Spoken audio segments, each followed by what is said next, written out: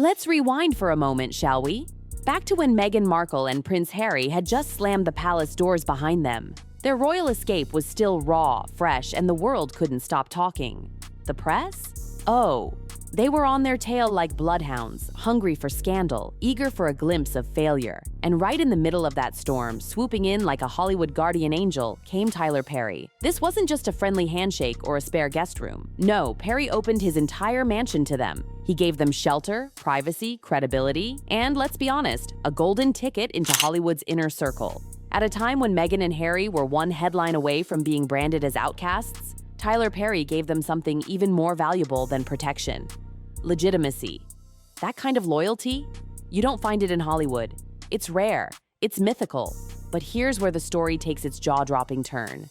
Fast forward to today, and Tyler Perry isn't whispering behind closed doors anymore. He's not protecting them. He's not even neutral. He's shouting into microphones, practically shaking the industry with one simple line: "Pay back my money." And let's be real, those 4 words hit harder than any tabloid headline ever could. Because this isn't just some billionaire chasing down his rent check. Oh no, this is betrayal. This is an insider, someone who sat next to Meghan during her Netflix docuseries, someone who vouched for her character, who risked his own reputation defending her, now turning around and publicly demanding his $16 million. Think about it. If Tyler Perry is calling you out, what does that say to the rest of Hollywood? Now let's talk about the heart of this disaster: Meghan's brand.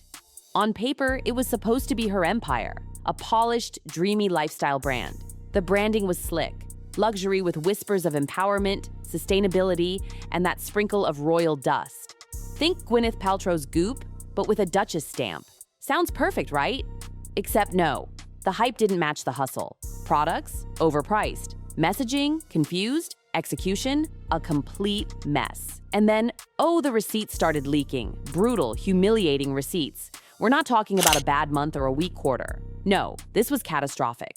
$16 million in unpaid expenses. That's not just sinking, it's Titanic-level sinking. And here's the kicker. The flop wasn't just about the brand's failure. It was about how it failed. Instead of building slowly, testing the waters, Meghan went full diva mode from day one.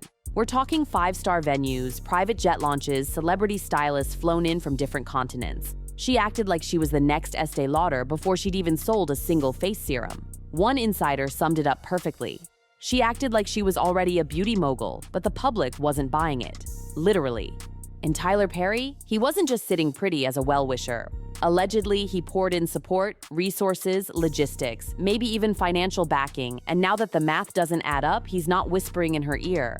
He's demanding repayment, loudly, publicly. The optics, devastating.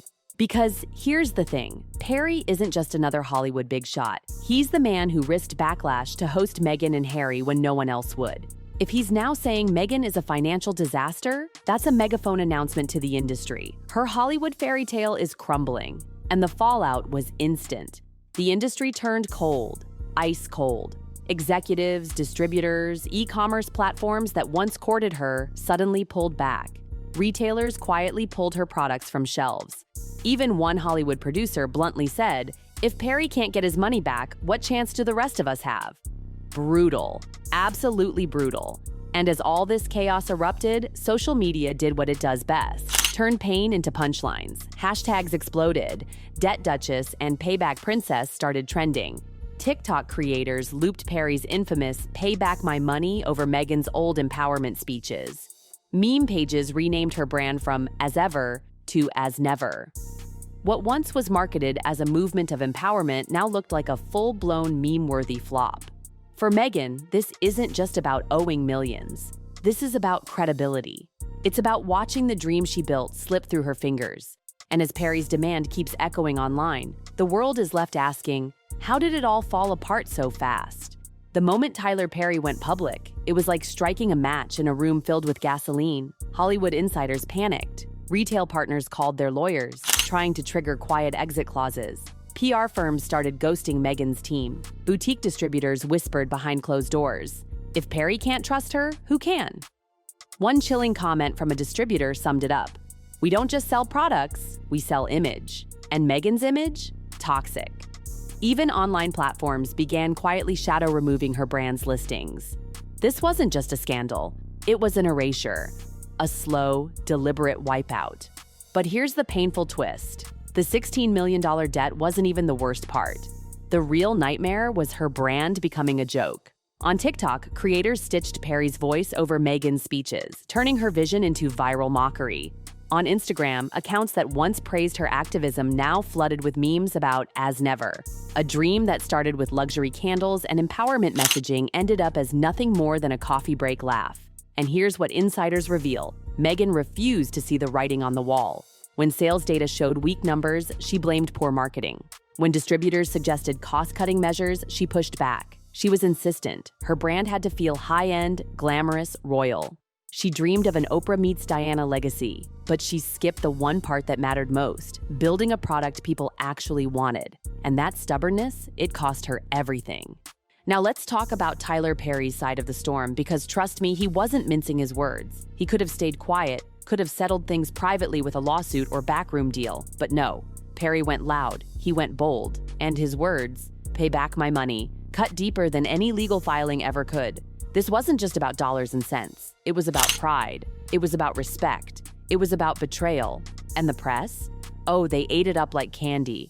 Headlines exploded across Hollywood trades. Podcasts dissected every angle. Late-night shows mocked Meghan's brand collapse with parody skits. And here's the sting.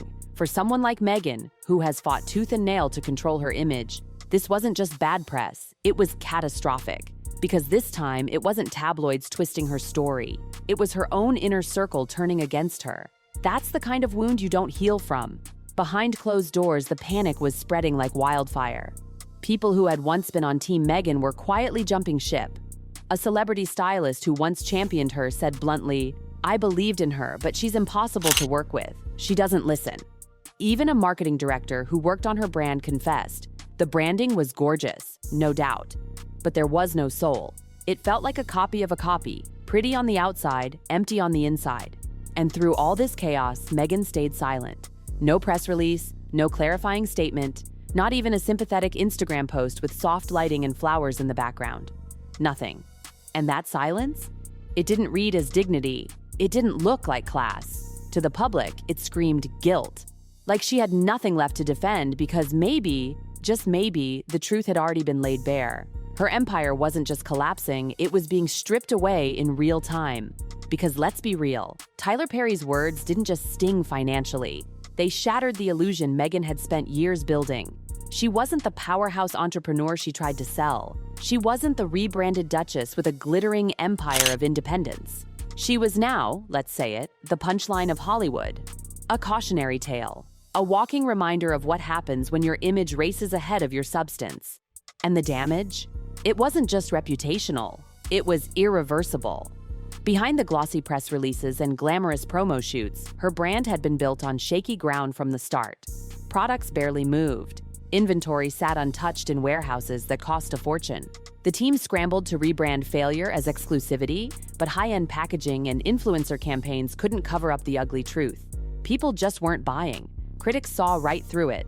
The empowerment messaging felt hollow, the luxury vibe felt forced, and nothing about it felt authentic. Meghan's refusal to adapt only made it worse.